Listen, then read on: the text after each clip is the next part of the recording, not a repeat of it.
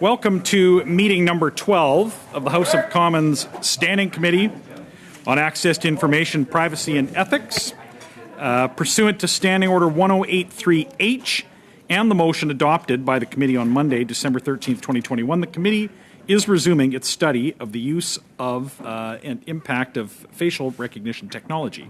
Today's meeting is taking place in a hybrid format pursuant to the House Order of November 25th, 2021. Members are attending in person, in the room, and remotely using the Zoom application.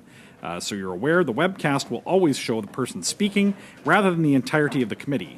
I'll remind members in the room that we all know the public health guidelines. I understand that you've heard them many times now, so I won't repeat them, but we'll ask you to follow them. I would also like to remind all participants that no screenshots or photos of your screen are permitted. When speaking, please speak slowly and clearly for the benefit of the interpreters. When you are not speaking, your microphone should be on mute. And finally, I would remind you that all comments by members and witnesses should be addressed through the chair. I'd like to now welcome our witnesses today from Borealis AI, Dr. Alex Laplante, Senior Director, Product and Business Engagement. From the Canadian Civil Liberties Association, Dr. Brenda McPhail, Director, Privacy, Technology and Surveillance Program. From the Computer Research Institute of Montreal, Mr. Francois Labonté, Chief Executive Officer. And from the International Civil Liberties Monitoring Group, Mr. Tim McSorley, National Coordinator. Just before I turn it over to the witnesses, for the benefit of committee members, what I've tried to do to minimize the time we lose to change over between panels is run our witnesses in one panel. We will go through the regular rounds of questions and subsequent rounds as time permits in the prescribed formula for speaker allocation. And with that, I turn it over to our first witness from Borealis AI, Dr. Laplante. Go ahead. Thank you for the introduction, Mr. Chair, and thank you to the committee for inviting me to participate as a witness on the topic of the use and impact of facial recognition technology. As noted, my name is Dr. Alex Laplante. I am the Senior Director of Product and Business Development at Borealis AI, which is RBC's R&D lab for artificial intelligence. The views I express today are my own. They do not reflect the views of Borealis AI, RBC, or any other institution with which I'm affiliated. I spent the last 15 years building and deploying advanced analytics and AI solutions for academic and commercial purposes, and I've seen the positive outcomes that AI can drive. However, I'm also acutely aware that if we don't take care to adequately assess the application, development, and governance of AI, it can have adverse effects on end users, perpetuate and even amplify discrimination and bias towards racialized communities and women, and lead to unethical usage of data and breaches of privacy rights. I will focus my comments on two areas: data privacy and data quality and algorithmic performance. I will then conclude with my recommendations around the governance of this technology. Biometric data is some of the most sensitive data that exists, and so privacy is paramount when it comes to safely collecting, using, and storing it. Biometric data has been collected and used without individuals' consent or knowledge in several instances, including the case of Clearview AI, breaching these individuals' privacy rights and putting them at the mercy of unregulated and unvalidated AI systems. This is particularly concerning in high-risk use cases like criminal identification. There have also been cases of function creep where companies gain consent to collect biometric data to use in one particular way, but go on to use it in other ways beyond this original stated intent. The best FRT systems can achieve accuracy rates of 99.9% and perform consistently across demographic groups. However, not all algorithms are made equal, and in some cases, false positive rates can vary by factors of 10 to even 100 for racialized populations and women. This gap in performance is directly related to the lack of representative, high-quality data. One field of AI research that should be highlighted in the context of FRT is adversarial robustness. It is the backbone of practices like cloaking, which look to deceive FRTs. This can be achieved through physical manipulation, like obscuring facial features, or more covertly, by making modifications to facial pictures that are undiscernible to the human eye, but that ensure the pictures are no longer identifiable. Law enforcement agencies in Canada and abroad have employed technology built on unverified data scraped from the web that can be easily manipulated in ways that are undetectable without direct access to source data. Without proper oversight and regulation, these companies can easily manipulate their data to control who can or cannot be identified with their systems. Beyond data quality issues, FRT, like any high-risk AI system, should undergo extensive validation so that its limitations are properly understood and taken into consideration when applied in the real world. Unfortunately, many FRTs on the market today are true black boxes and are not available for validation or audit. While my comments focus on the risks of FRT, I believe that there's a lot of value in this technology. We need to carefully craft regulation that will allow FRT to be used safely in a variety of contexts and that address Canada's key legislative gaps, as well as concerns around human rights and privacy. In working in the highly regulated financial sector, I have participated in the effective governance of high-risk AI systems where issues of privacy, usage, impact, and algorithmic validation are evaluated and documented comprehensively. I believe similar approaches can address many of the primary concerns around this technology. Regulations need to provide FRT developers, deployers, and users with clear requirements and obligations regarding specific uses of this technology. This should include the requirement to gain affirmed consent for the collection and use of biometric data, as well as purpose limitation to avoid function creep. FRT legislation should leverage the privacy principles of necessity and proportionality, especially in the context of privacy invasive practices. Further, governance requirements should be proportional to risk materiality. Impact assessments should be common practice, and there should be context-dependent oversight on issues of technical robustness and safety, privacy and data governance, non-discrimination and fairness, and accountability. This oversight should not end once a system is in production, but should instead continue for the lifetime of the system, requiring regular performance monitoring, testing, and validation. Last, there need to be clearer accountability frameworks for both developers and end users of FRT technologies, which will require a transparent legislative articulation of the weight of human rights versus commercial interests.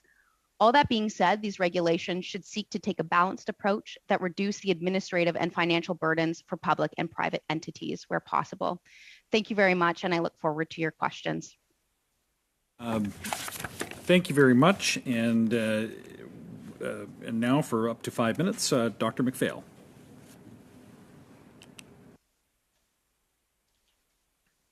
Thank you to the Chair and to the Committee for inviting the Canadian Civil Liberties Association to appear before you today. Facial recognition, or as we often think of it at CCLA, facial fingerprinting, to draw a parallel to another sensitive biometric, is a controversial technology. You will hear submissions during this study that tout its potential benefits and others that warn of dire consequences for society that may come with particular use cases, especially in the context of policing and public safety. Both sides of the debate are valid, which makes your job during this study especially difficult and so profoundly important. I'm grateful that you've undertaken it. The CCLA looks at this technology through a rights lens, a focus which reveals that not just individual and collective privacy rights are at risk in the various public and private sector uses of face surveillance and analysis, but also a wide range of other rights. I know that you've heard in previous submissions about the serious risk to equality rights raised by faulty versions of this technology that work less well on faces that are Black, brown, Indigenous, Asian, female, or young, that is, non-white, non-male. What I'd add to that discussion is the caution that if the technology is fixed, if it becomes more accurate on all faces across the spectrums of gender and race, it may become even more dangerous. Why? Because we know where the surveillant gaze disproportionately falls in law enforcement contexts, those same people. And in both, we know who often suffer discrimination in private sector applications. Again, those same people. And in both cases, a perfect identification of these groups or members of these groups who already experience systemic discrimination because of who they are, what they look like, carries the potential to facilitate simply more perfectly targeted discriminatory actions.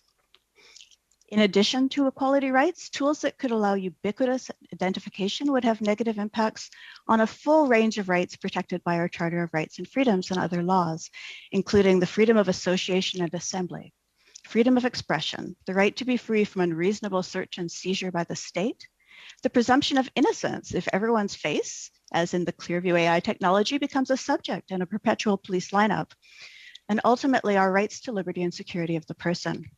So there's a lot at stake. It's also important to understand that this technology is creeping into daily life in ways that are becoming commonplace, and we must not allow that growing familiarity to breed a sense of inevitability. For example, many of us probably unlock our phones with our face. It's convenient, and with appropriate built-in protections, may carry relatively little privacy risk.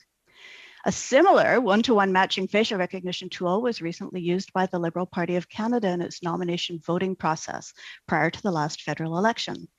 In that case, it was a much more risky use of a potentially faulty and discriminatory technology because it took place in a process that is at the heart of grassroots democracy.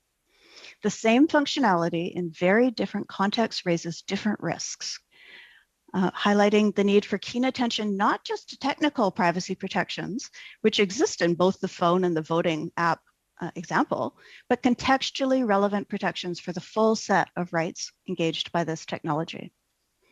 So what is the path forward?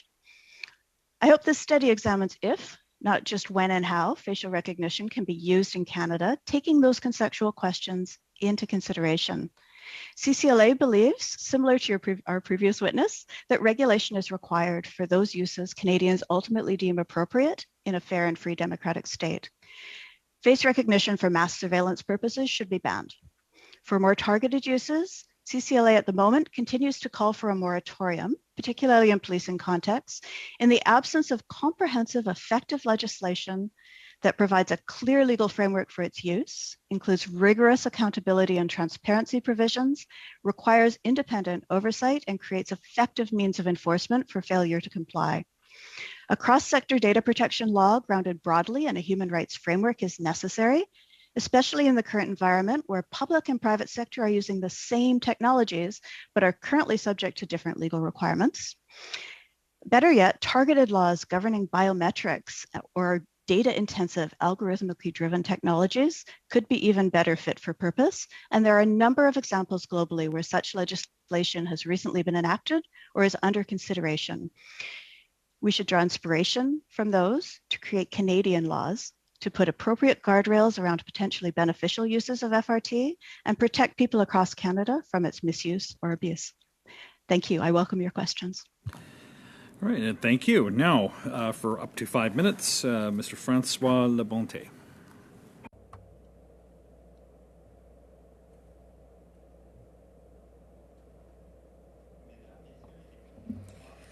Members of Parliament, members of the committee, pleased to participate in this important study. I'll introduce myself. I'm Francois Lebonte, President and CEO of CRIM, or the Montreal IT Research Centre. I have a technical background from a PhD from the École Polytechnique in Montreal, and I'm specialized in computer vision. I joined CRIM in 2010 and became CEO in 2015. And this organization was founded almost 35 years ago. It plays an important role in economic development by maintaining a critical mass of AI experts to accelerate the innovation cycles of local businesses and organizations. My presentation will be very pragmatic. From the outset, I think it's important to understand that facial recognition technologies do not require or involve any personal information. These technologies simply indicate whether a new image of a face that has never been presented to the system before matches a face that has already been presented to the system.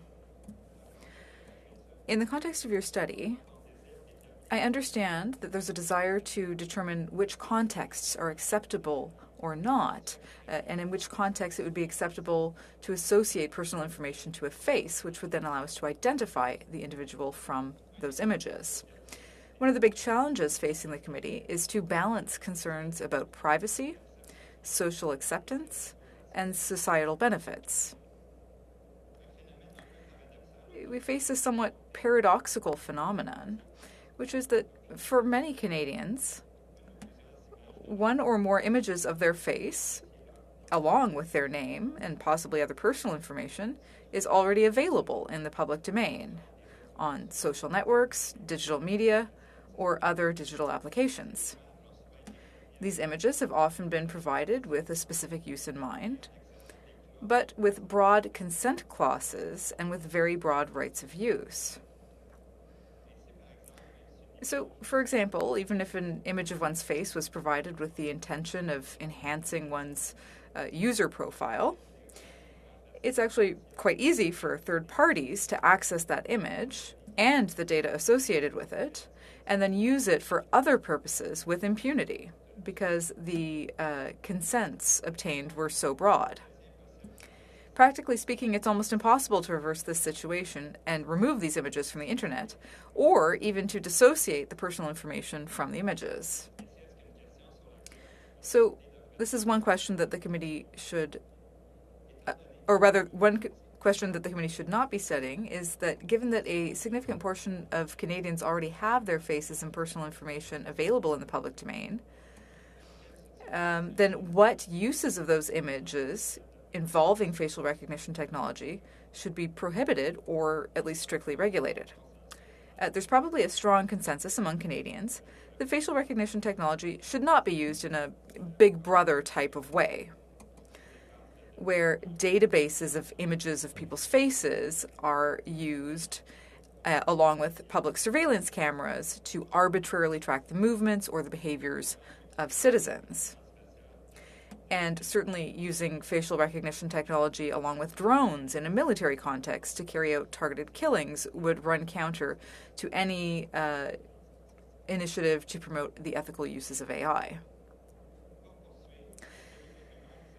Now, I also want to get you to see things a little bit differently and to present some contexts where there are more gray zones, where facial recognition technology is really just replacing or substituting for other existing technologies. Let's take the example of using facial recognition technology for in-person retail in a shopping mall. So you can easily draw a parallel here with online shopping, which, although it's not completely ubiquitous, does enjoy a high degree of social acceptance. When you shop online, even if you're shopping anonymously, i.e. without creating an account, there are always these famous cookies that track your shopping behavior, and that information is then used to push targeted advertisements at you based on your interests. Is this so different from a facial recognition system that, whether it knows our identity or not, could take information from your face, such as your gender and age, and could then also look at your movement through the shopping mall and dynamically display targeted advertising at you? With the same example here of online shopping, if you create a user account... To wrap up very quickly, you're a little bit over time already. Back up. All right. So, in general, I think there is a bias toward the use of facial recognition technologies for targeted, clearly described applications where it's easy to understand what the data is being used for and it's easy to see the benefits. However, there are significant challenges in building public trust in these technologies and in convincing them that those images will only be used for the purposes for which they were originally agreed to. Thank you. We'll go to the final opening statement from Tim McSorley, and then followed by questions from members. Go ahead, Mr. McSorley. Thank you so much for having me here today, for the invitation, Mr. Chair, and the invitation from the committee. I'm very happy to speak to you today on behalf of the International Civil Liberties Monitoring Group.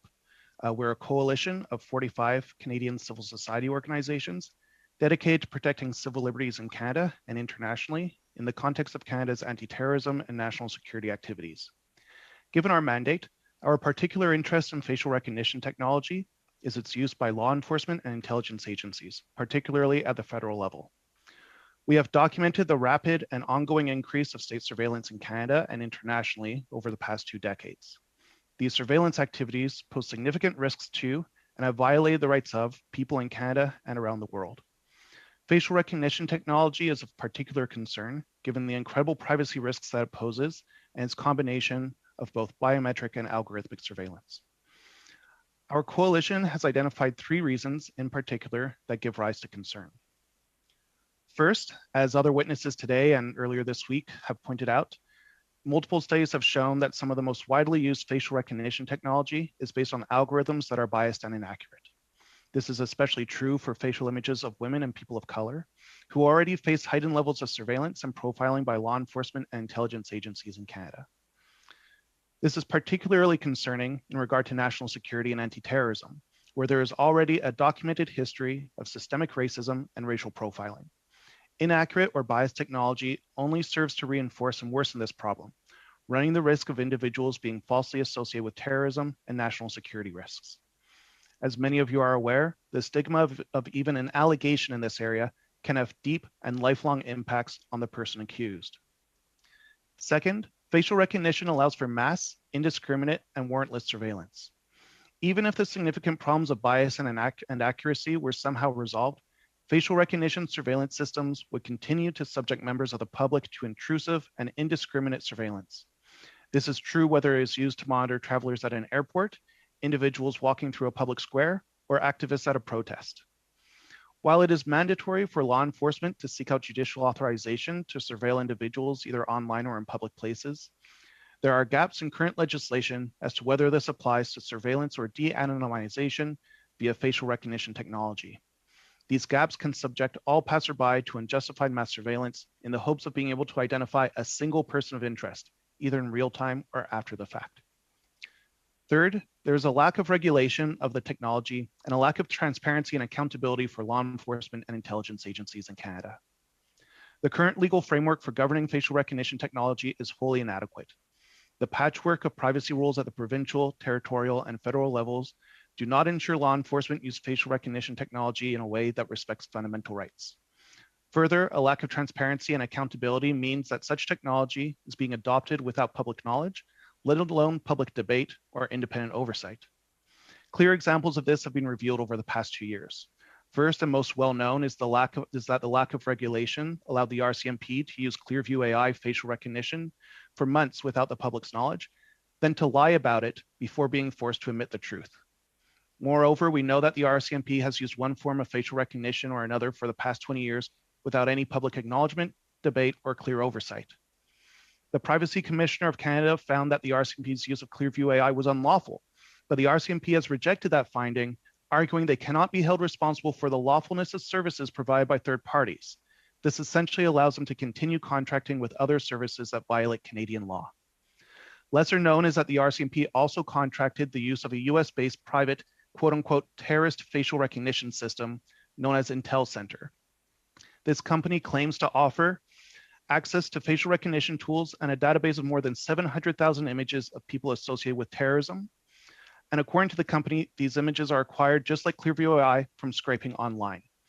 The stigma that comes with being associated with a so-called terrorist facial recognition database only increases the stigma and the rights implications associated with it. A final example, I'd just say that CSIS has refused to confirm whether or not they even use facial recognition technology in their work, stating that they have no obligation to do so. Given all these concerns, we would make 3 main recommendations. First, that the federal government ban the use of facial recognition surveillance immediately and undertake consultation on the use and regulation of facial recognition technology in general. Second, that based on these consultations, the government undertake reforms to both private and public sector privacy laws to address gaps in facial recognition and other biometric surveillance. And finally, that the Privacy Commissioner be granted greater enforcement powers, both with regards to public sector and private sector violations of Canada's privacy laws. Thank you, and I look forward to the discussion and questions. All right, thank you to our witnesses for your opening statements. The first round, which will be 6 minutes, goes to Mr. Couric.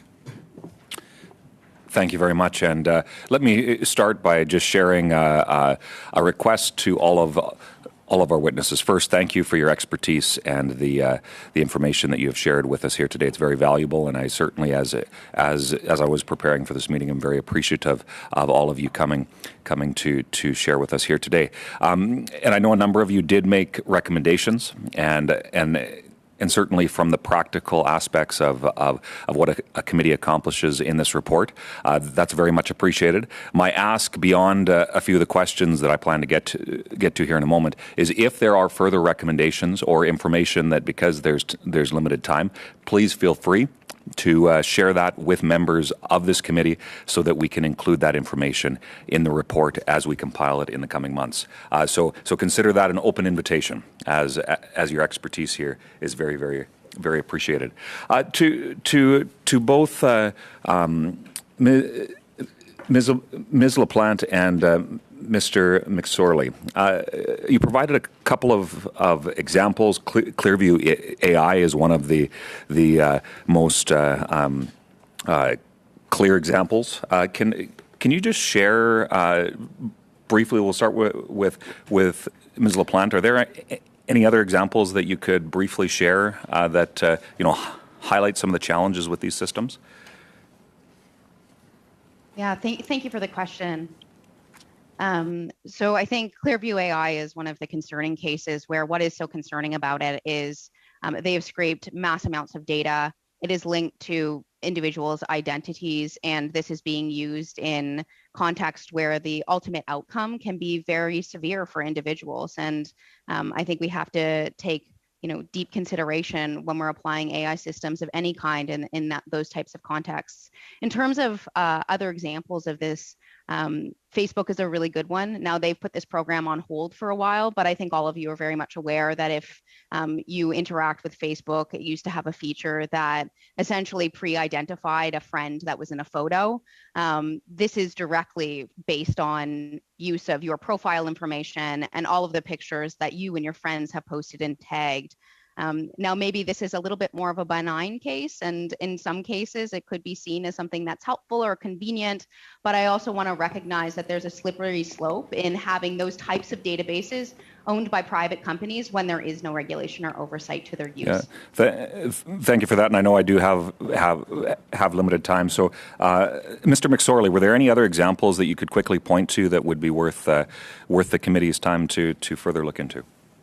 I think I just reemphasized the question of Intel Center, a US-based company that we know the RCMP contracted with, and that we know very little information about what they did with that company and with that database. That's the only other company I can specifically point to, but I think it adds an extra boost to the concerns that we see with Clearview AI, because they use similar tactics, including scraping images off from online, putting into a database, but then add the extra stigma of saying that we know that these people are associated with terrorism, with absolutely no oversight in terms of how they come to that determination. And then they share it with law enforcement. So there's already this stigma attached to individuals with absolutely no reasoning behind it, and then it's used by law enforcement to then essentially identify those people as terrorists. Okay, thank you very much for that. Ms. McPhail, I really appreciate the comment that you made, and I'm paraphrasing here, but improving the tech doesn't actually solve the problem, and that's a very important, I think, message that needed to be heard here. We've seen through our work on this committee the importance of operationalizing and defining consent and enshrining things like opt-in and opt-out features that are clear for the public. Today, in the age of social media and with cameras pretty much being everywhere, how do we as legislators protect Canadians from some of the challenges associated with facial recognition, AI, and kind of the space that we're discussing here today? Through the chair, thank you for that question. It's a really important one. And I think to start with, you have to start from the right place. I respectfully disagree with Mr. LaPlante. Facial recognition systems use our face. That is some of the most sensitive personal information we have. And faces are recognized in Canadian privacy law as a piece of personally identifiable information. So they therefore are within the scope of the law. I think really the best way to protect people across Canada from inappropriate uses of this technology truly is to think through how it needs to be regulated. And as a first step, a positive example that this committee might wish to consider is contained in the proposed US Senate Bill S3284, Ethical Uses of Facial Recognition Act, which establishes a congressional committee or commission to consider and create guidelines for the use of facial recognition technology in the United States. Okay, I'm almost out of time here, so thank you very much for that. You've written before, and I won't get into the details because of time, but you said Clearview AI left the Canadian market, but their business model remains. Are there other examples similar to Clearview AI that this committee should be aware of in our country? Please. I think that virtually every private sector purveyor of facial recognition technology has a similar model.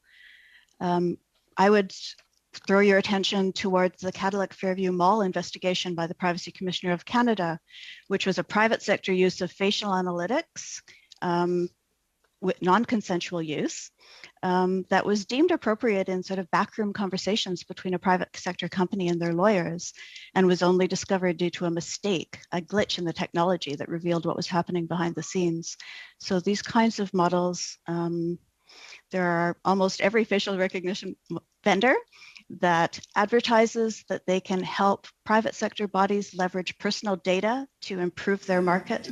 Thank you. We're almost a full minute over time. I'm going to be a little bit less ruthless than I was last meeting because of the way we've set this one up. But still, I do ask all members of the committee to be conscious of the time when they know they're down to a few seconds and the questions they pose in that time. So with that, go ahead, Mr. Fergus. Merci beaucoup, Monsieur le Président. Thank you very much, Chair. So I understand Mr. Courick's dilemma because this is a very touchy, sensitive issue, and we have a lot of questions that we all want to ask. So I want to thank all of the witnesses for being here today. And I have to admit that I've done more and more research into this issue, and every time it just raises more and more questions. So first of all, Dr. Laplante, you said this early on, and Ms. McPhail, or Dr. McPhail, I believe you also raised that issue. It seems to me that facial recognition technology is just a small part of some of the AI technologies that are concerning, because there are all sorts of algorithms that measure our behavior, not just our faces, but the things that we say, the intonation of our voice, the way that we move our bodies. But to get back to this question of just facial recognition technology, as a Black Canadian, I know that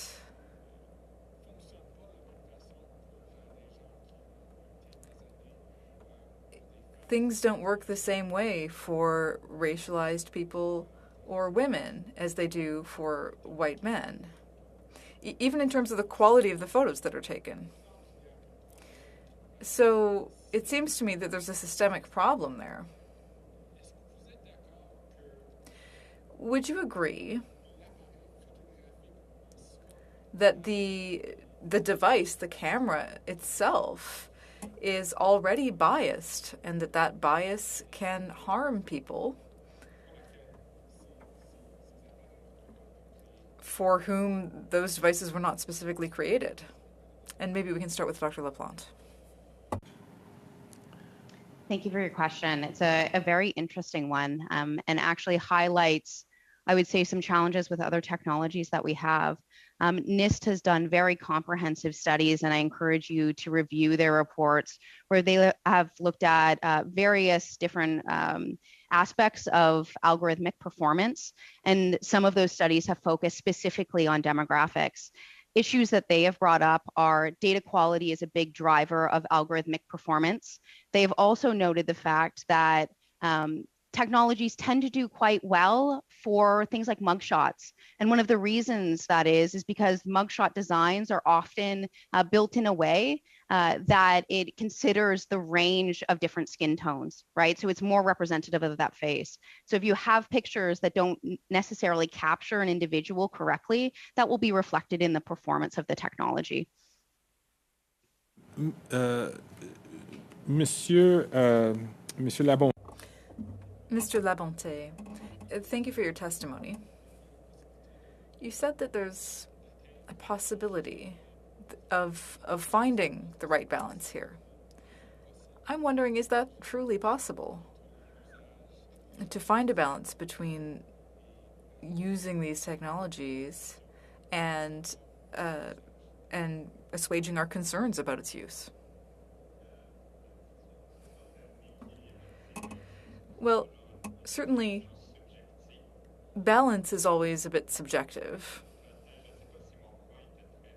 So I'm not sure if my point was clear, but the fact that people provide a lot of personal data into the public domain, that's a social behavior.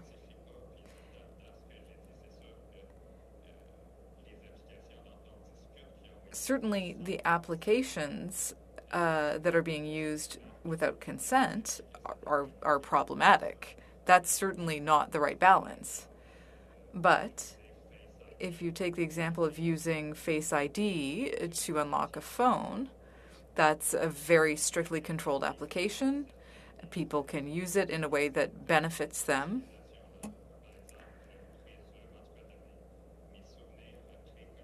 Now, based on my memory of how things were before COVID,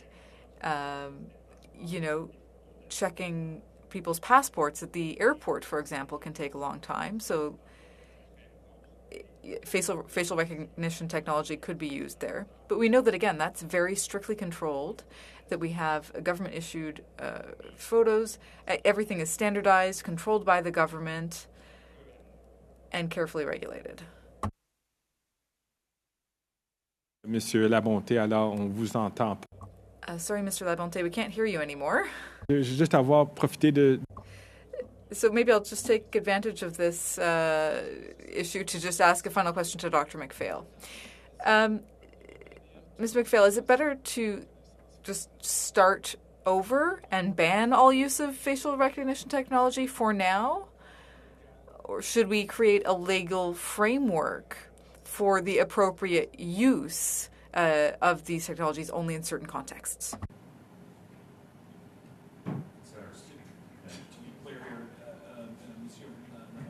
We did lose your audio, and Mr. Ferguson had posed another question, and we're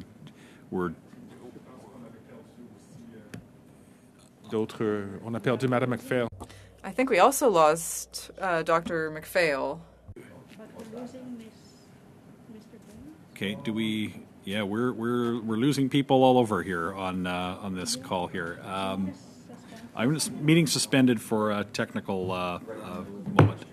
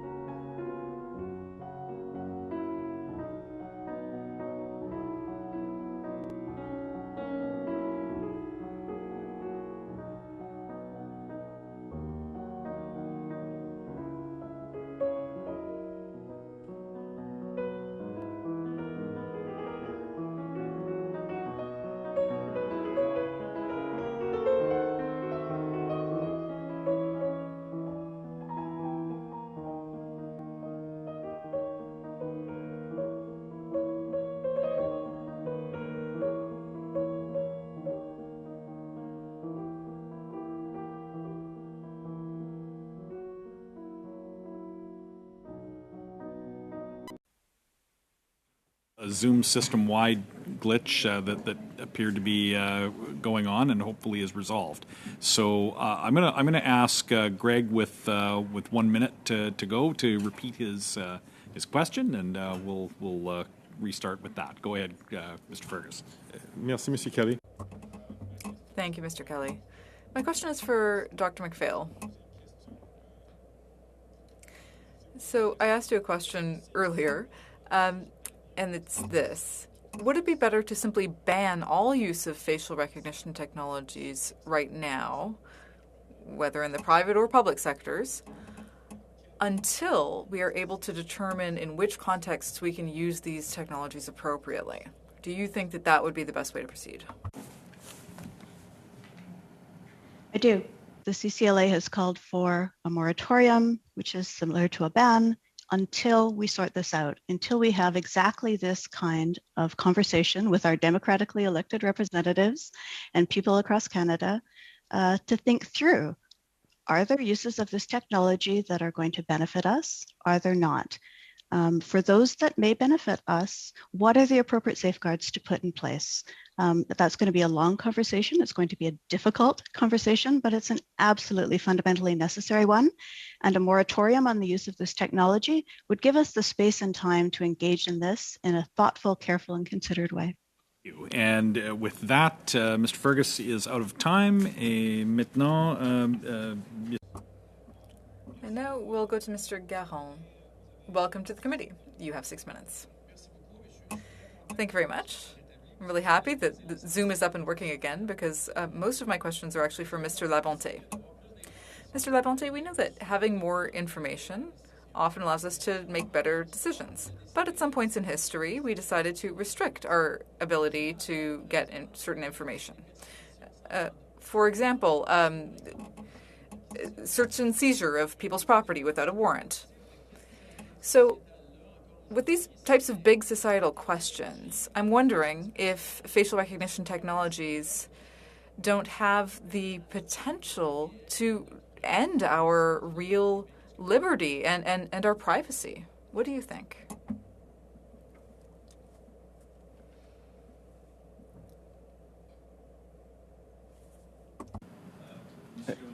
Est-ce qu'on a un problème? Monsieur Labonte, est-ce que vous nous entendez? Mr. Labonte, can you hear us? Ben là, c'est sûr que c'est le fort. I'm going to...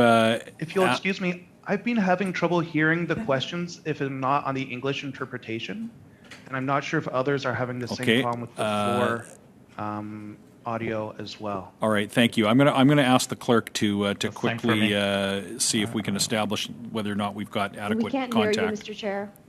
Okay. There seems to be no. Okay. Meeting suspended.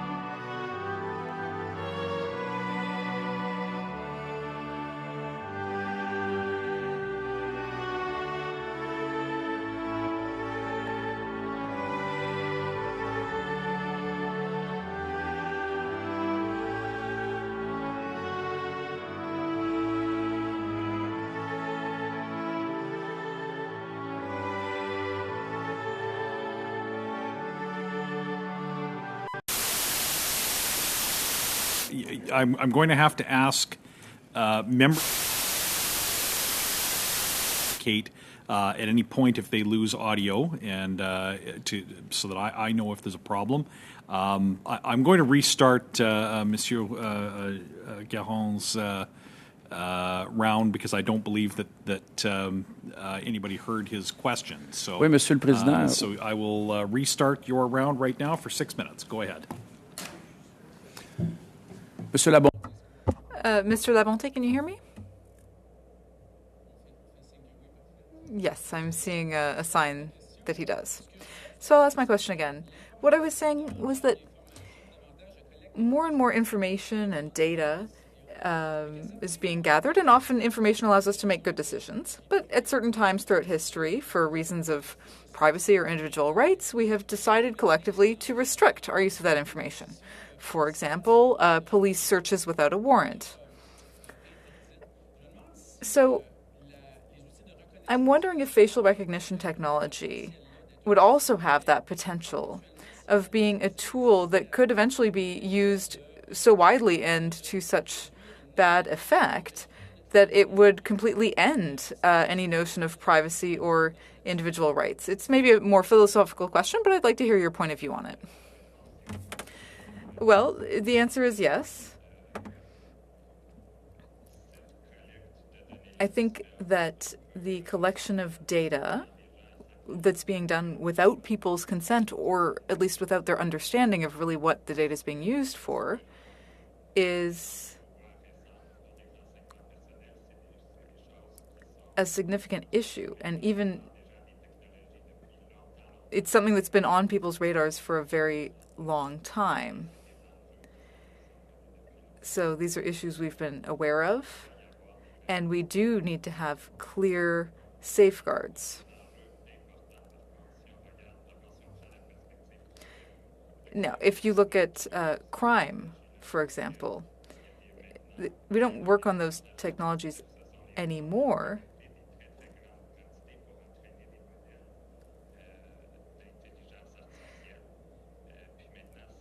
because there's been so much data collected.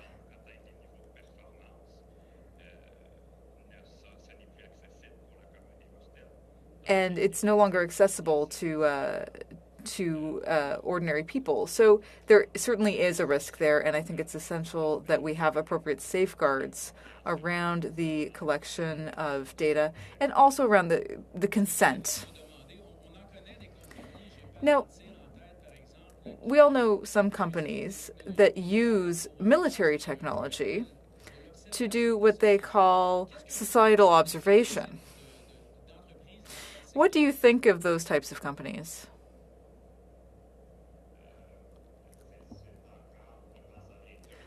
Well, again, I mean, this all boils down to the same issue. Many of these companies collected a lot of data, presumably without the informed consent of the people whose data it was. And that's a reality. That has happened. So it needs to be better safeguarded. And what I was trying to say in my presentation is that we need to be pragmatic, that this is happening, it does exist, and some of those companies now have a significant competitive advantage as a result. So what can we do about that? Well, that's open to discussion. If you tell someone today all of the images you used to make your models now need to be returned to me, well, you can't do that. You can't just go backwards. So that's sort of what we're trying to change things for the future in that way.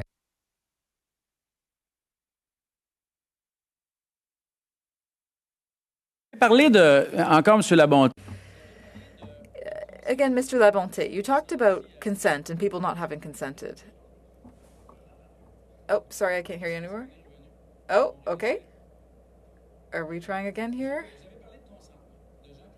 Okay, so you talked about consent, people who didn't consent to give their data. You know, a lot of these technologies are very complex. We don't understand how all of the algorithms work.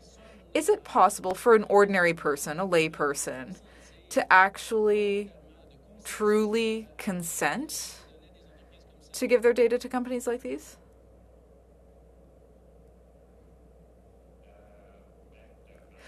Well, generally speaking, you don't consent to giving your data to a company so that that company can do whatever they want with it. In general,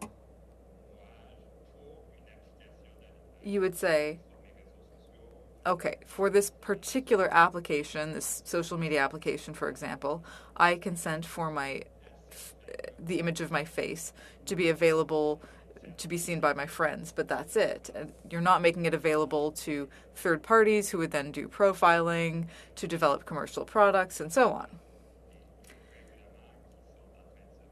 So when you talk about the regulations and laws that are coming into force, it's still very, very difficult to get clear, informed consent.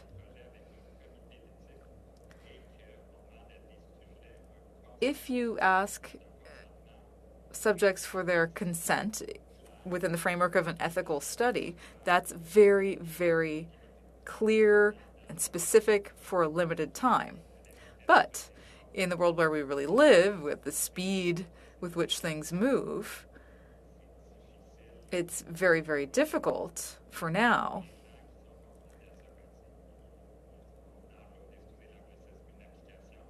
to actually give real consent, because people don't read the full terms and conditions. Thank you, Mr. Labonte. Maintenant, Monsieur And we'll go to Mr. Green. 6 minutes, please.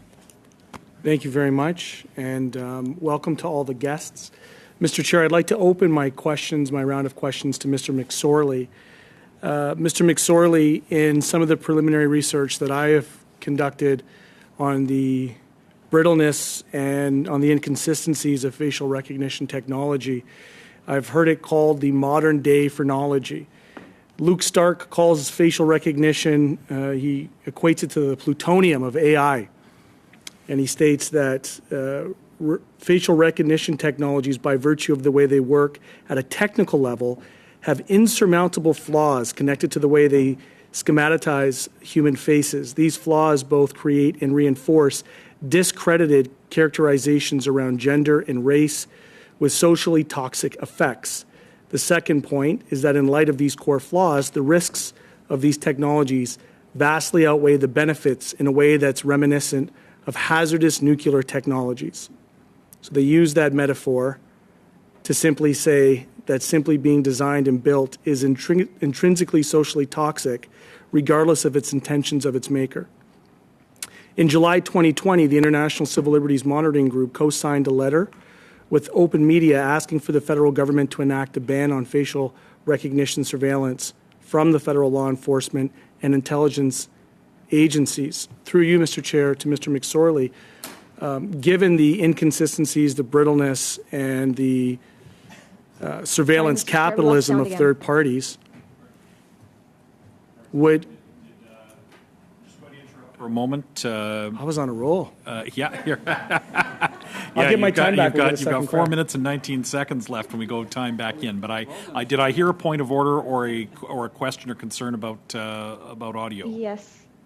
Thank you, Mr. Chair. Yes, we did lose it in between there, so I missed about 30 seconds of what Mr. Green had to say. My apologies, Mr. Green, for interrupting you. All right. No, I won't start again, but okay. I'll simply state if Mr. McSorley can give me a thumbs up that he can hear me at this moment. Perfect. I will ask through you, Mr. Chair, that if he could elaborate on the dangers related to the use of AI technologies like facial recognition technologies by national intelligence agencies such as CSIS and the RCMP for the purpose of mass surveillance. I'll take a specific point of reference that in May of 2021, our own Department of National Defense, our military, used technologies to surveil Black Lives Matter in a surreptitious way. So if Mr. McSorley would like to just comment on its use and on the dangers that I've outlined in my preceding comments. Through the chair, thank you very much for that question. We would agree completely with your characterization of the dangers that facial recognition technology pose. We see just layers upon layers of concerns. So as has been pointed out by other witnesses today, especially Dr. McPhail, the idea that there are layers of problems regarding the accuracy in this technology, and there are concerns about whether or not without proper regulation and with so many companies proposing their technology to law enforcement agencies, whether or not we know that they will even be using the most accurate, or will they be using the most accessible, the ones that are targeted more and marketed more towards law enforcement. And so there's a whole question of the use of law enforcement and intelligence agencies of third-party contractors and how that's carried out, and the lack of transparency there, and problems with accuracy and bias in the technology that may be promoted to them. As even if those were to be addressed, as has been mentioned, the targeting of communities of color is already well known and cannot be solved simply by improving the technology, but rather, as Dr. McPhail said, it can be exacerbated because then all of a sudden we have this great tool for better surveilling populations that are already over-policed and over-surveilled. We need Mr. Chair, if I could, through you to Mr. McSorley, given the fact that there's been an ongoing theme in this committee and this study that there is tendencies for the government and for intelligence and security forces to do indirectly what it can't do directly, I'd like to extend the question, because in the same letter that you co-signed, there was a call for reforms to the Personal Information Protection and Electronics Documents Act, PIPEDA. Based on your work, what types of reforms are needed to safeguard human rights and privacy in Canada to ensure that third-party vendors don't do indirectly what the government can't do directly? Thank you for that question. Through the chair, thank you for the question. I would say that first of all, we need a private sector privacy laws that are based in a human rights approach, that are based clearly on proportionality and necessity, that have clear rules around consent, that bring in oversight of artificial intelligence and regulation of artificial intelligence used by the private sector, and also stringent regulations. If not, it needs to be further studied, but bans on the provision of certain of the use by law enforcement and national security of third-party and private contractors in order to carry out those activities that they can't do themselves. So, for example, as I mentioned earlier, the RCMP has disputed that they need to verify the lawfulness of services provided by third-party contractors. If the leading federal law enforcement agency in the country says that they can use technology found to be unlawful and that it's not their problem, in so many words, we have a serious problem. And that needs to be addressed in the private sector laws, just as in the public sector laws, because current private sector laws allow for the sharing of information from private sector to the public sector and law enforcement because of national security exceptions. And so that needs to be a primary focus in reforming Canada's private sector privacy laws.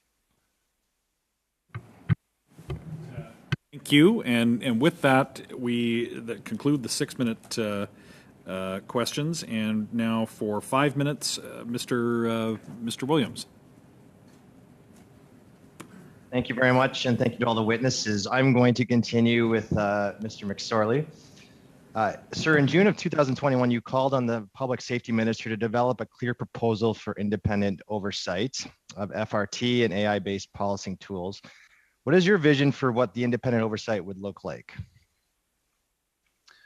We think, well, first of all, we need a broader consultation to decide what are no-go zones. And as we've said, we believe that a no-go zone and a clear part of that would be on use of facial recognition for mass surveillance. Beyond that, there needs to be oversight in terms of ensuring that as law enforcement and intelligence agencies adopt new technology, that they are reviewed beforehand, before they are implemented, in order to ensure that they meet the right standards that are set by Canada's privacy legislation. Right now, it's up to the law enforcement agencies themselves, essentially, as we've seen with the adoption of Clearview AI, to make those decisions themselves. And as they adopt it, even, it wasn't clear that the minister knew to what degree the RCMP was using facial Clearview AI technology. And the concern is that it's being adopted without any kind of political or other oversight. The National Security and Intelligence Review Agency is currently undertaking a review of the use of biometric surveillance by Canada's national security agencies, but that could take, again, a couple of years before it becomes public. We need action by the minister now in order to ensure that we don't have law enforcement adopting these policies in secret, or these technologies in secret, and that they publicly share what they believe the privacy impact will be through the privacy impact assessments, and allow for a full and clear debate. Okay, and your organization wrote an open letter to the minister in 2020. Did you ever receive a response from the minister? We had a follow-up conversation with the director of policy in the minister's office, but it was more of a listening session rather than clearly stating what the minister's actions would be.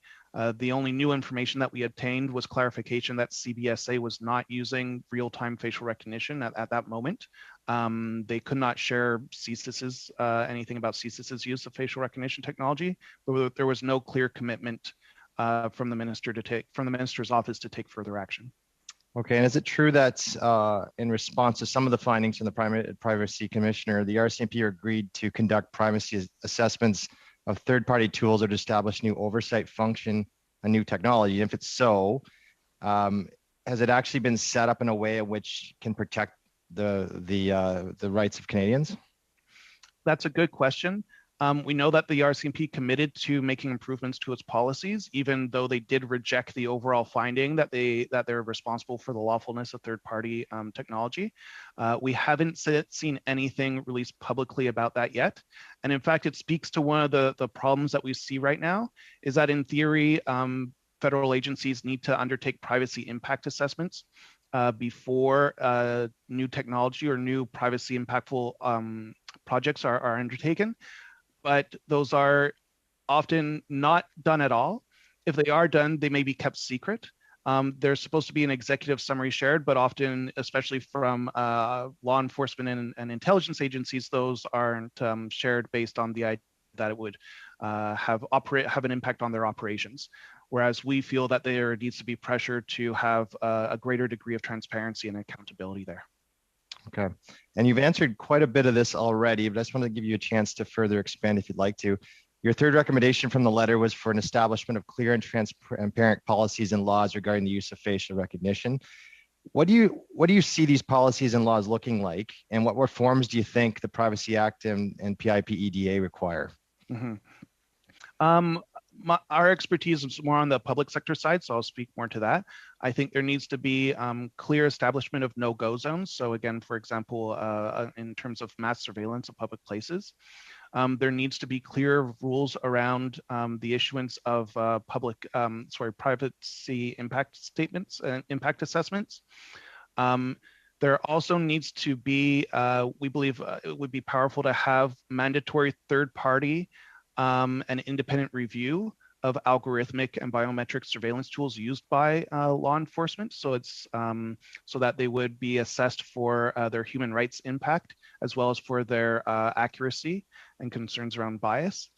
And we believe that one thing that could also help is that there would be a government agency specifically for following, studying, and creating a repository and directory of the use by federal agencies of algorithmic and biometric tools in general, but especially in regards to surveillance. Thank you, sir. Sorley, and now to Mr. Baines for 5 minutes.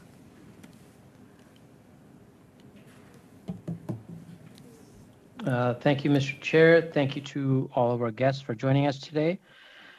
My questions are coming from Richmond, British Columbia, and I'm concerned about this and the use of AI. As you know, in British Columbia, we have a strong BIPOC community, predominantly Asian, South Asian. And we also heard from a witness the other day about a quote flag that the VPD is using AI. So my question is directed to Dr. McPhail. The Vancouver Police Chief Adam Palmer assured the police board in April of 2021 that his officers will not use facial recognition technology for investigations until a policy is in place. So do you know if any FRT policy has been put forward to the Police Services Board? Through the chair, thank you for that question. I do not know in the context of Vancouver whether or not such a policy has been put forward. I do know that in Toronto, what we believe to be the first such policy was recently put through, and the grapevine suggested that many other police forces across Canada were waiting on that to happen in order to take a look at it and to construct their own policies accordingly. But I apologize, I don't know specifically about the state of that policy in Vancouver. And have you been apprised of that flag that the previous witness may have indicated that the AI is already being used?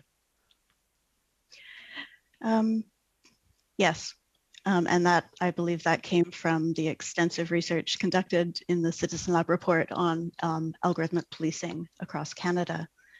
There are a number of forces across Canada, including Vancouver, that are currently engaged in using these kinds of tools. And it's happening quietly under the radar, generally without any public revelations at the point of procurement, at the points of policy development, or at the point of actual implementation. We have a real crisis of accountability when it comes to police use of these technologies. So without a policy in place here, that's correct, right? There is either no policy in place or there's not a policy that's available for public view. I've done extensive access to information requests on similar topics, most specifically focused on facial recognition technology. And it's like pulling teeth to get access to this information in any sort of reasonable way. Okay, and I'm going to switch to in December of 2021, the CCLA supported the decisions of the BC, Alberta, and Quebec commissioners, which included binding orders to Clearview AI to cease collecting personal information in those provinces and to delete all personal information already collected without consent. Are you aware of any action Clearview AI has taken on those orders? Indeed, Clearview AI has filed legal applications, lawsuits against the commissioners in BC, Alberta, Quebec, and federally, disputing those orders and challenging them on a series of grounds that range from the difficulty or impossibility of complying with those orders to challenging the constitutionality of Canada's privacy laws and arguing that they have a free expression right to data scraped from the internet. So this is going to be ongoing litigation, and it's very worth the committee's attention. Thank you. If I have time, I'd like to switch to Dr. LaPlante. In January 2021, you co-authored an article in RBC Capital Markets, Ensuring AI Remains a Force for Good. You talk about the Respect AI program as a way to build public trust. One of the ways you indicate this can be done is by using technology to expose bias. And, back to my colleague, Mr. Fergus's question about, the technology that's capturing the images. Can you provide the committee some ideas or examples on how technology can be used to root out these inherent biases? Very, very brief answer, please. This is going to be a very difficult one, I think, to answer quickly, but one thing I will maybe suggest that you look into is this concept of ethics by design, which is essentially taking ethical considerations throughout your development cycle from initial data collection through algorithmic development, through questions that you should ask yourself around productionization and monitoring of those systems. And there's a lot of detail that you can pull together on that. There's a number of organizations that practice in that, and as does Borealis.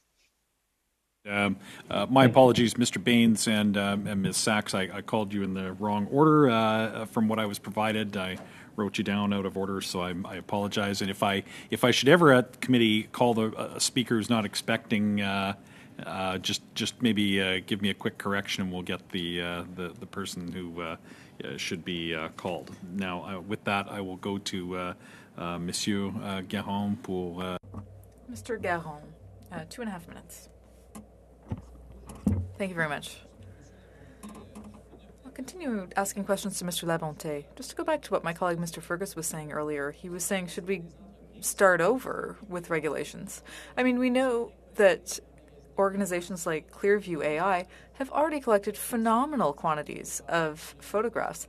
Is it too late to regulate this? Have we already waited too long? Well, it's too late to regulate the collection of data that's already been done. We can't go back in time. But I think sometimes what people don't really understand is that new approaches in AI that lead to these technologies are based on the idea of using lots and lots and lots of data to produce the results. And what this creates is an explicit model.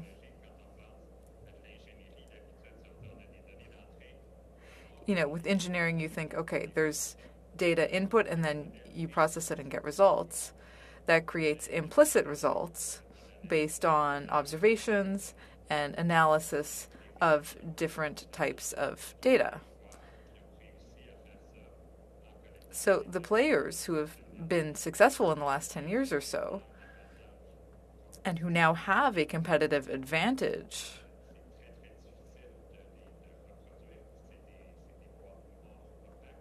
are essentially black boxes. It's very difficult to reproduce that. It's very difficult to go back in time. I only have 30 seconds left, so a very quick question. Given that there's so much data out there, is regulating this sort of like trying to regulate tax evasion, where all kinds of countries need to work together in a coordinated fashion in order to tackle the problem? Well, probably. I think the issue here is data. But if you just look at the numbers,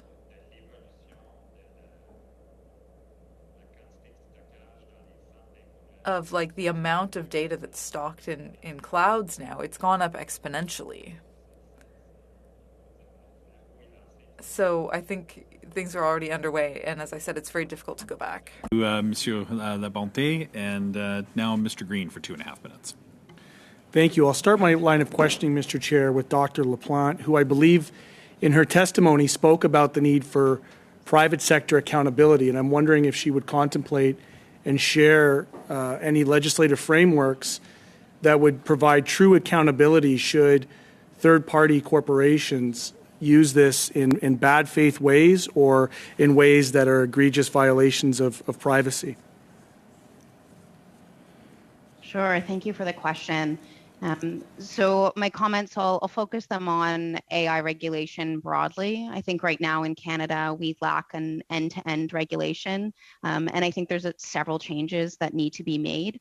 I will point you in the direction of a recent framework published by the EU Commission. This is a draft framework, but it's very likely to go into practice this year in 2022, that tackles issues of artificial intelligence, risks associated, anything from privacy and human rights, all the way to very technical concepts of robustness and stability. Ultimately, what I think is every time we develop one of these systems, we should be doing an impact assessment. As I noted in my remarks, I think the oversight of these systems should be based on risk materiality, meaning for very high risk systems, there should be some level of scrutiny in terms of the requirements around their usage and also the testing.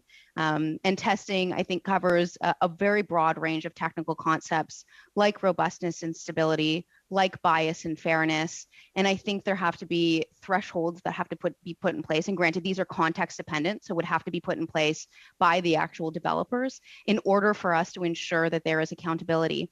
I will also note, and this is something that I think is often forgotten, is these systems are stochastic, meaning when we put them in production, we may have a really good sense of how they'll behave today. But as our data changes in the future, we need to make sure that we're continually monitoring the systems to ensure that they are working in the way that we initially had intended. And if they are not working in that way anymore, they need to be pulled from production, reassessed before they are put back out. This is particularly true, I think, in high-risk use cases like criminal identification.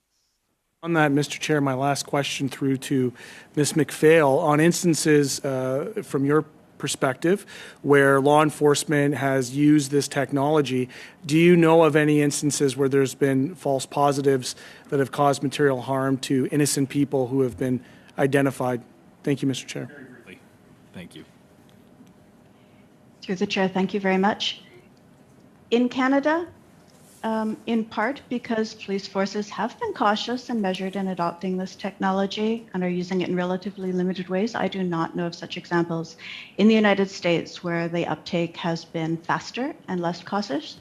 Our sister organization, the American Civil Liberties Union, currently has litigation in several states fighting for men, all of them Black, who are misidentified by this technology. One in particular, Mr. Williams, had police come to his home, handcuff him, and drag him out of his home in front of his minor children. Ms. McPhail. I'm now to Mr. Bazan. Thank you, Mr. Chair. I want to thank the witnesses. That has been very informative and eye-opening, I think, for all of us here, knowing what is at stake. And just to follow up on the questioning that Mr. Green started off on, and with my background in national defense and security, I hadn't even thought about how facial recognition technology is being used to violate the charter rights and even the Criminal Code and National Defense Act of you can't spy on someone directly or indirectly unless there's been warrants issued, or in case of something that's imminent threat, that the ministerial authorization was given, and there's checks and balances through that whole process.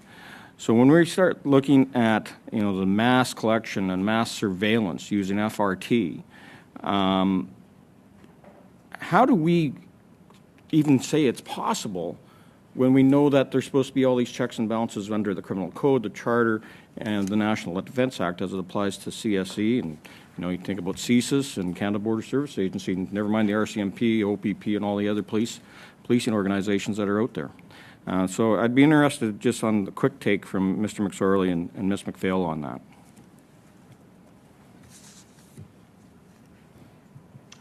that. Through the chair, thank you for that question.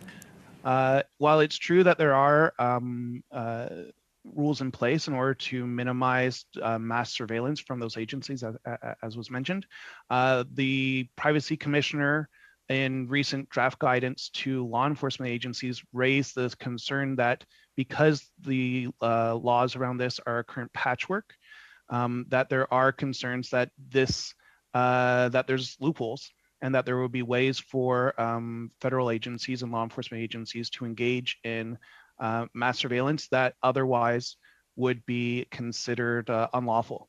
There's a lack of clarity around that right now. The lack of discussion, the lack of forthcomingness from federal agencies to discuss their use of facial recognition technology is what raises these deep concerns that they could be engaging in forms of surveillance that are unlawful and that otherwise would be considered unlawful, but are doing so because of this patchwork of legislation. And if I can just say, there's also debates around what's considered mass surveillance. So for example, the RCMP scraping information about individuals online and keeping those in databases. We know they've been doing that. This is beyond facial recognition, but they would argue that they have a right to collect that information, whereas others have been challenging it as we have that it's a form of mass surveillance that needs to be regulated. And then Mr. McSorley, and I'll let Ms. McPhail jump in on this as well. So the scraping of images off of social media, people that participate in mass protests, we recently have some here in Canada, the use of the social media as well as mass surveillance and FRT would be violations of their civil liberties in both your opinions? Ms. McPhail? Through the chair, yes, I believe so. In our current legislative regime, there are wide gaps that seem to have been exploited at this time to allow some uses of this technology in ways that have yet to be critiqued or examined in front of a judge. I think that that's something that's going to happen probably in the near future here in Canada, but can also be preempted if we sit down and think very carefully through, are there ways that this can be done safely? In some cases, the answer is going to be no. As CCLA supports a complete ban on mass surveillance uses of this technology. In some cases, such as the current police use of facial recognition technology in conjunction with mugshot databases, for example, even those uses are not necessarily uncontroversial. We simply haven't thought about them because police use of FRT for mugshot databases is being conducted on legacy databases that have their own issues of bias and discrimination that we've known about for a really long time. So I think that it's not just the mass surveillance aspects of this, but also the more targeted ones we haven't grappled. So if we get talking about targeted ones, then we do have with us Ms. LaPlante, Borealis AI, and working with RBC, and we know that the RCMP and the government wanted to freeze bank accounts of people that participated in a recent protest. How do we start, was some of the technology that Borealis AI has, would that be used in allowing the government to freeze bank accounts of certain individuals whose faces were scraped from social media or were mass surveillanced through other means such as drones and cameras? Ask for a brief question because Mr. Bazan used all his time asking. So a very brief response. Yeah, thank you for the question. And it's a resounding no. As I mentioned, we take ethics very seriously in the design of any of our algorithmic systems. And this was definitely not a use case that would come across our desk at RBC. Thank you for that. And now, Ms. Sachs, go ahead for 5 minutes. Thank you, Mr. Chair, and thank you to all of our witnesses today. Through you, Mr. Chair, I'd like to start with Ms. McPhail with my question. So obviously, we're dealing with massive amounts of data, a massive proliferation of the use of FRT and AI, and as Mr. Labonte mentioned earlier, there are gray zones in its use in the retail sector. Other witnesses have talked about healthcare and other beneficial uses, and we know that there is that debate back and forth.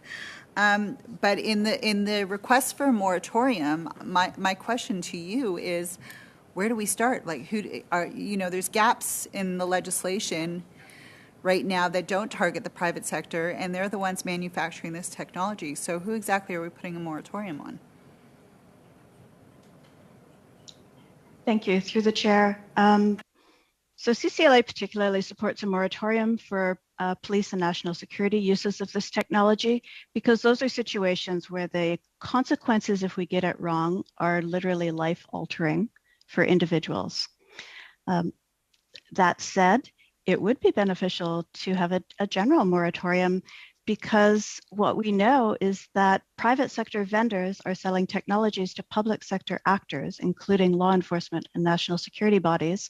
And the way that our current privacy law regime works is that those two sides, public and private, are governed in some ways under different sets of regulations, which only exacerbates the difficulty of effectively regulating in this area. We really need a coherent approach to thinking through how to develop protections in this regard. Appreciate that, and I'd like to dig into that a little bit deeper because the truth of the fact is, if we ask the question, as a kid, my dad used to say to me all the time, ask the question, uno cuanto, who benefits? And, clearly private sector companies who are offering this technology up to security surveillance, whether it's police forces or the RCMP. We've entered this gray zone, and my question is, in your recommendations to the Privacy Commissioner, have you addressed that gray zone of those loopholes in implementing a more... The question is, if you're asking for a moratorium, how do we make sure one works? Because it's so widespread at this point that to make it effective, I'm just asking what the efficacy would be.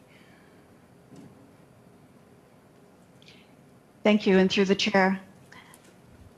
It's a good question. One of the major gaps in our privacy regime is that our federal commissioner does not have enforcement powers and cannot issue binding orders. One purpose of a moratorium would be to give the government, should they choose to do so, a chance to rectify that gap. There's always a question about when you make a law, will people follow it? If you issue an order, will people comply? I think we're all very aware of the risks of that kind of equation after living through all these years of this pandemic. That doesn't mean, the fact that it may or may not be 100% effective in every regard doesn't mean that it's not necessary. It doesn't mean that we shouldn't try, because the stakes are so high. We are talking about the charter protected rights of people across Canada that are at risk every day. We allow these technologies to continue in use without the legal safeguards in place to protect them. How much time do I have, Mr. Chair? A minute and a half.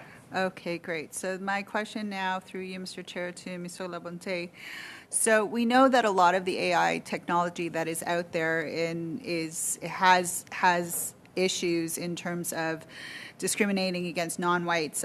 Steve Lohr from the New York Times said at one point, I think it's a low number actually, 35% inaccuracies when it comes to discriminating against non-whites, women and children. I assume it might be actually higher than that, especially in light of the 2019 NIST report. But who's designing this technology in the sense, are we asking those questions in making sure that these algorithms and the design of this technology has a visible minority and racialized lens from where you sit at CRIM? Well, in fact, very often what happens, like if we don't have a lot of time, but if we go back, maybe when we're doing statistics, normally we were designing experiments to make sure that our samples were representative. So at the end, we would get statistically significant results.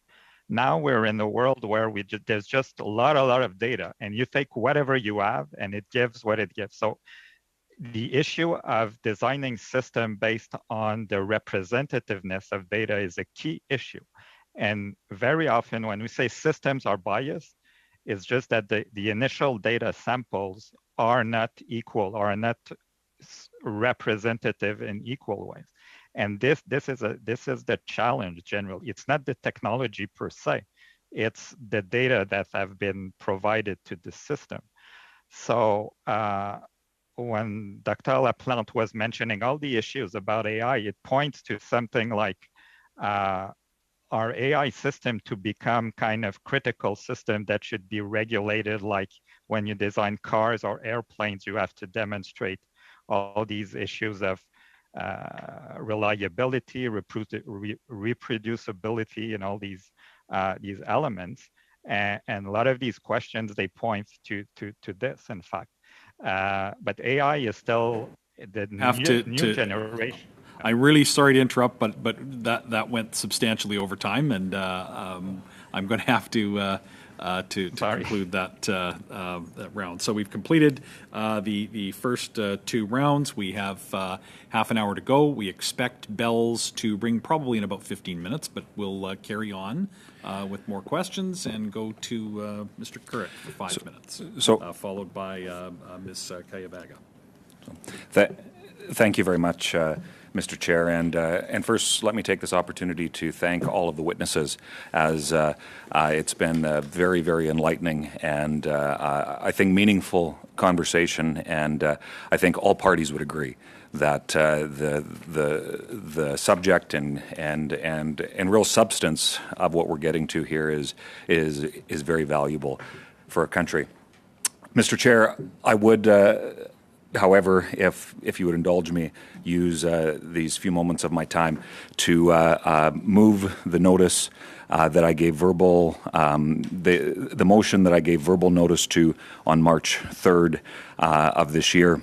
And I'll read that into the record once again. That pursuant to Standing Order 1083H, that the committee undertake a study into issues of conflict of interest and the Lobbying Act in relation to pandemic spending, provided that A, the evidence and documentation received by the committee during both sessions of the 43rd Parliament on the subject be taken into consideration by the committee in the current session.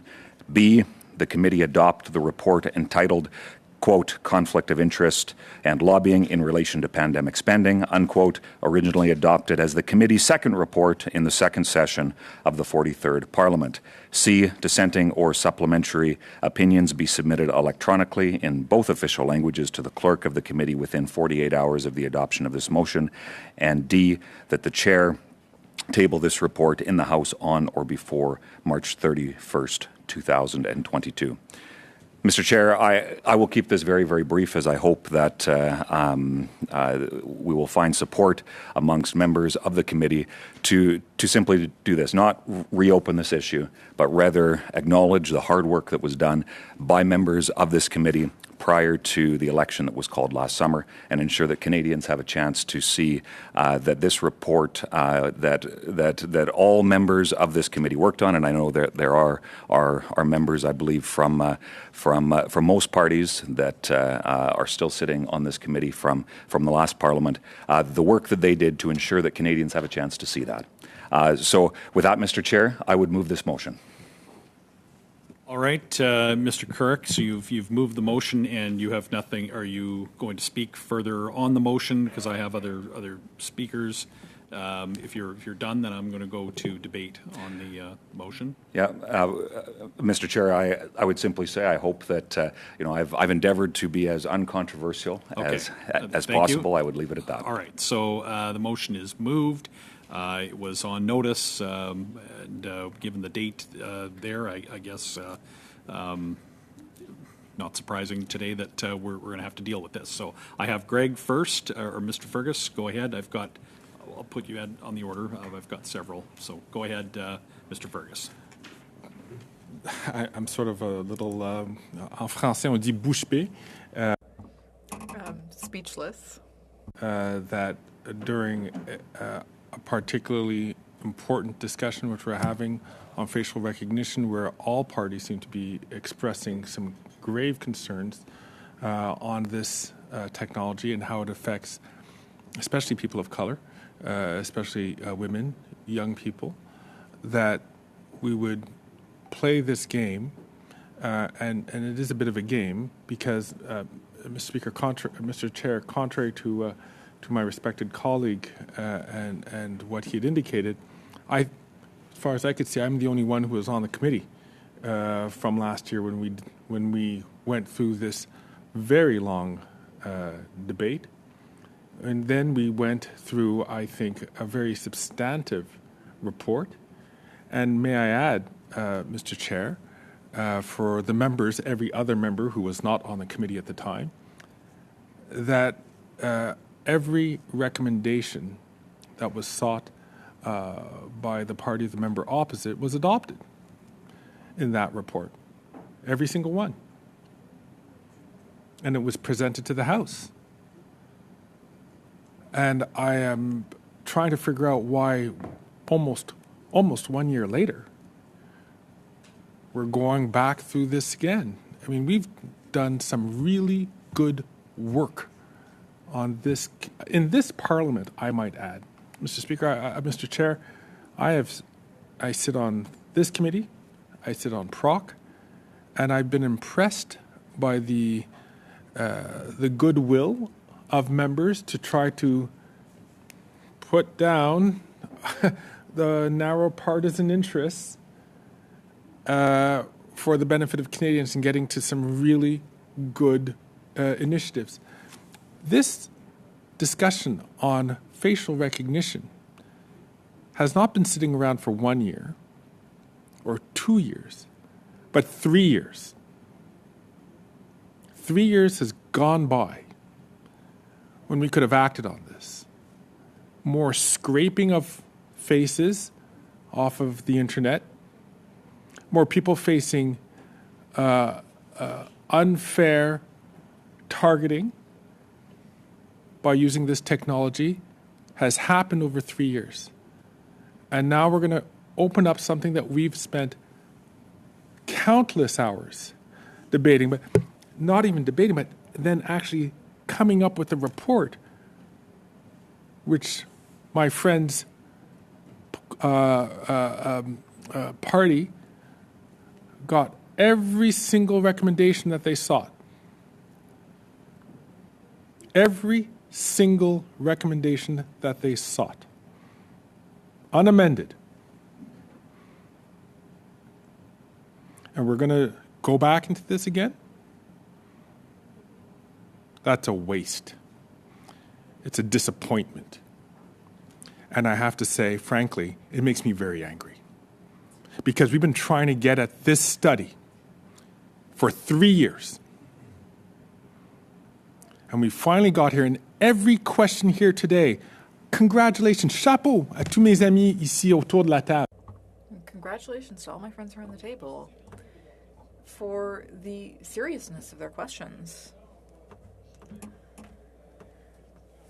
And now are we supposed to play petty political games on an issue that was already dealt with a year ago? That already went before the House of Commons? Mr. Chair, it's ridiculous. It's insulting. And, you know, I just don't understand. Disappointing. Thank you, Mr. Chair. Mr. Fergus, and I've got quite a speaking order now. Next, I have Ms. Khalid. Thank you very much, Mr. Chair, and I do echo the sentiments of my colleague, and I want to thank the witnesses today for appearing and helping us endeavor into this really important legislation. Mr. Chair, as Mr. Keurig was reading the words of his moved motion, I actually had a copy of a motion on December 13th that had been moved by Mr. Broussard in this very committee. And it was word for word the exact same motion. So I ask you, Mr. Chair, I know that in our procedure and practice, chapter 20, under format and admissibility of motions, it says that a motion that is the same in substance as one already decided in the same session is inadmissible. However, a member may move a motion which, although similar, is sufficiently different so as to constitute a new question. Now, I do see that the only difference between Mr. Keurig's motion as he's presented today and the previous one from Mr. Broussard is that there's a new section D, which just adds a timeline to the exact same substance. So I wonder, Mr. Chair, if I can humbly request your ruling on this as to whether this motion is actually in order or not. I had ruled when this motion was made that it was in. I accepted it when it was made. It does contain a couple of differences, and I have ruled in order, and that is my ruling.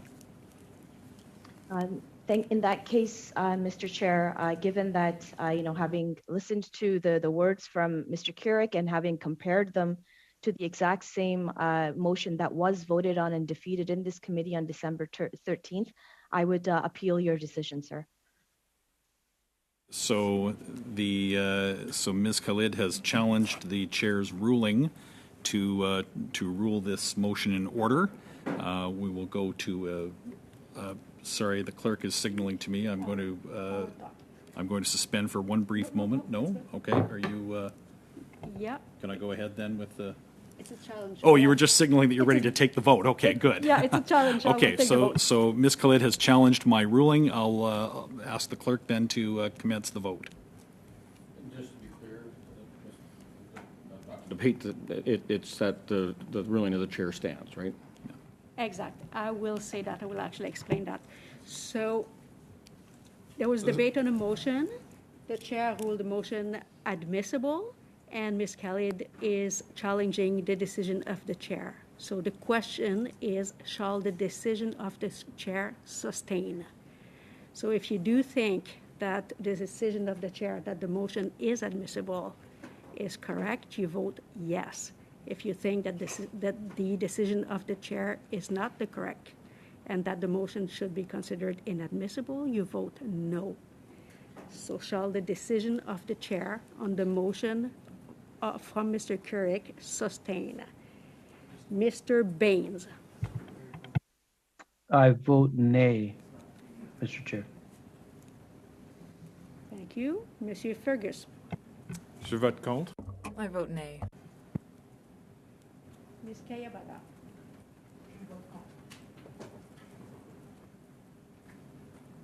Ms. Kelly. I vote no, Madam Clerk. Thank you. Ms. Sachs. Mr. Bazan. Mr. Couric. Yes. Mr. Williams. I vote yes. Monsieur Garon.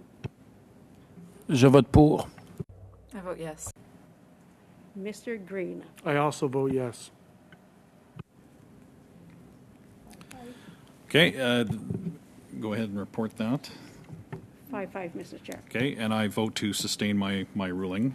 And with that, I will, Ms. Khalid, you have the floor, and you still have the floor.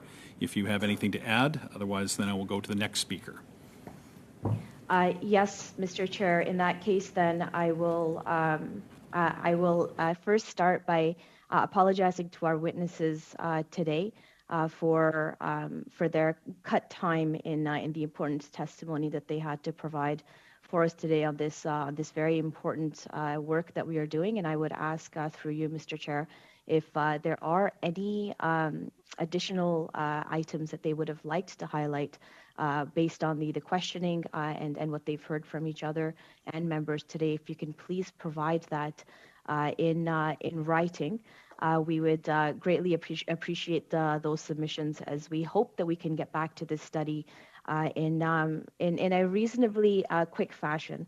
And I will also say, Mr. Chair, that I am quite disappointed because, as I said, I literally, word for word, the exact same words that we had already voted on December 13th, and having defeated and gone on to study a lot more important things, as Mr. Fergus very clearly outlined, now are back to square one and now are going to be spending, I think, a lot of time debating the merits of a motion that we had already spent a lot of time debating the merits of. But I would hope that the committee would understand the importance of why we need to move on to this facial recognition study. We are a country that really needs to have strengthened privacy laws around the regulation of industry taking advantage of privacy of Canadians, and really need to reform PIPEDA, which was put in place a long time before facial recognition and artificial intelligence came into the picture.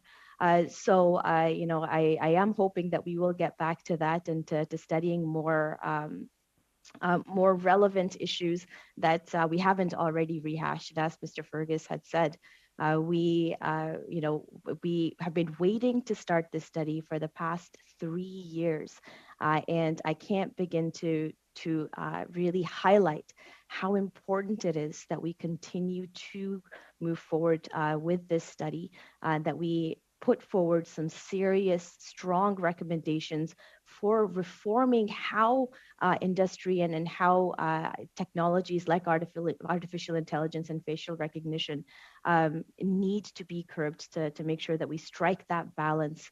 As I think it was one of our witnesses, I believe it was Mr. Labonte, who had talked about the balance between privacy, social acceptance, and societal benefits.